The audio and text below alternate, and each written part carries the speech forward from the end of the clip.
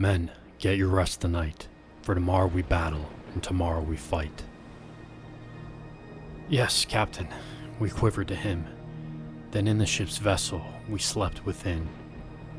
And through the night we sailed away, through the seas till dawn of day. As we slept, I dreamed a dream, saw a raging battle and terrible scenes. Our men not relying on the power, then desolated and devoured. These creatures strong and tall, ravaging our men to our downfall. I awoke, breathing heavily and sweat-soaked. What would happen to these men I see, my brothers, my family? An evil had overtaken these lands, enslaved the people, a demonic band. I had never seen these creatures before, but heard of their havoc and read of their lore. Sitting up and thinking on these things, I prayed to the power. I called to the King. O King of Kings and Ancient of Days, my soul is shaking under these waves. How can this be? You've called us to such a place. I fear this evil, this demonic race. And stopping to listen, I heard nothing but the waves crashing and the wind rushing. But wait a minute. A brief moment of pause. Then the master spoke and reminded me of the cause. Do you remember my servant David when he faced Goliath? Who gave him the victory? Who gave him the triumph? For I will go before you, your people I am with. You are not forsaken. You can trust this. I am the God who sees, unshakable in might, the most excellent beauty, and the brightest light. Now follow me, give me your heart. You are safe under my wings, do not depart. At that moment, I changed. A strength came in, and beholding Yahweh, I was bolstered within.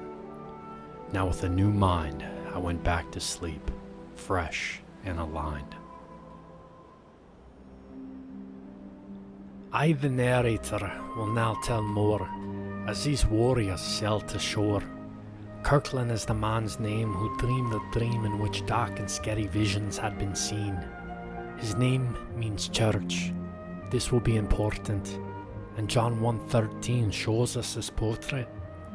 Kirkland is the youngest of 8 sons, raised for Yahweh, prepared and enabled for a morning like today.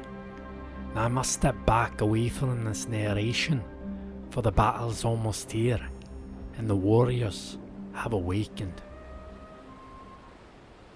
Men, arise, shouted the captain.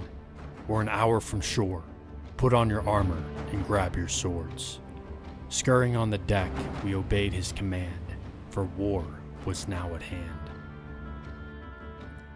As we made it to the coast, we could see these nasty creatures, fang spikes and ugly features, legions of evil that had ravished these lands, a dark, wicked fantasy land. The air was thick and I had been afraid, but I remembered the God who spoke when I had prayed. Now our ships had reached the shore, so we anchored the boats and stepped off for war. Men, disembark. Get in your flanks. Now we start. So we ran to formation, and on my stallion I gripped the reins in anticipation. But I could see my cowering brethren in front of me, scared at the sight of the army. Thousands of monsters strong and hardy. Their hands and knees did shake, and at the sight of these creatures I watched any confidence break. But what God had spoke stayed with me, now full of his spirit powerfully. So I directed my horse forward and mightily thundered what the Lord ordered. Men and brethren, we were called to this day to expel this darkness and cleanse this way. Remember those who have gone before us. In whom did they follow? In whom did they trust? By faith, kingdoms were conquered and mouths of lions were closed. By faith, the land of Canaan was disposed. By faith, the walls of Jericho fell, and these beasts today will fall to hell. So straighten up your slackened hands and cause your feeble knees to firmly stand. Let Christ invigorate your hearts. We are the chosen, He's set apart. While I was speaking, I could see it in their faces, the Spirit lifting their minds to higher places. He brought them to reflection, from Abraham's seed to Christ's resurrection. He now moved in their hearts, no longer walking by sight, but now seeing with faith, empowered in might. Now raising their swords as I finished speaking, a battle cry roared. They remembered thus, if God is for, who can be against us? Now we ran to the enemy, charging in flight, weapons outstretched through the Spirit's might.